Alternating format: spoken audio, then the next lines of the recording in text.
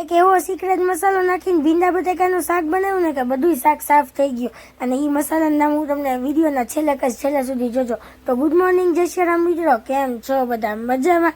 સ્વાગત છે અમારા નવા વ્લોગમાં. સવારમાં જો કૌશલ નાઈ ધોઈને તૈયાર થઈ ગયા હતા. આપણે તો પેલા મસ્ત ચા મૂકી દીધી અને પછી અમે બંને ચા પાણી નાસ્તો કરી લીધો.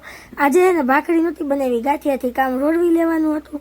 પછી જો આપણે પણ ચાનો કાંટો ચડાવી જ લીધો. ત્યાં જ શાકભાજી વાળા ભાઈ આવ્યા એટલે આપણા ઘરમાં ને કઈ શાકભાજી નહોતું, બધું પૂરું થઈ ગયું હતું. એટલે આપણે ટમેટા અને મસ્ત કૂણો ભીંડો વીણીને લઈ લીધો, કારણ કે આજે બપોર આપણે ભીંડાની સબ્જી છે. કૌશલ કામે જાય ને તોય સ્પ્રે છાતીને જાય, સ્પ્રે છાતા વિના ન જાય. પછી એમના કામે જતા રહ્યા, એમને ટાટા બાય બાય કરીને ઘરમાં આવીને મેં ઘરના બધા કામ પતાવ્યા. આજે બપોરે જો ભીંડાની સબ્જી કરી નાખી મસ્ત એવી, ભીંડા બટેકાની ટમેટાની. અને પછી જો કૌશલ જમવા માટે આવી ગયા હતા અને પછી અમે બંને મસ્ત એવું જમી લીધું. અને આજે તો કૌશલને એટલું શાક ભાવ્યું ને કે બધું શાક સાફ થઈ ગયું. પછી એ ઘડીક સુઈ ગયા હતા ને આપણે વસવસણા રહ્યા, ક્યાંય નીંદર ન આવે ને હકઈ ન થાય. ઘડીક આરામ કરીને કૌશલ એમના કામે જતા રહ્યા, એમને થતા બે કરીને આપણે થોડોક આરામ કરી લીધો. પછી આપણે 7 વાગે બહાર બેઠા. આ દીદી શું કામ કરે છે મને તો ઈ જ નથી ખબર પડતી. આપણે તો બેઠા ખાલી જોયું કે આ દીદી શું કરે છે. સાંજ પડતા કૌશલ ઘરે આવતા રહેતા એવા ભેગો ફોન પકડી લીધો તો ને મને કે મને કઈ ખાવું નથી, મને ખાલી તું સાદી ખીચડી કરી દે, હું ખીચડી ને દૂધ ખાઈશ. પછી મેં ખીચડી કરી ને અમે બંને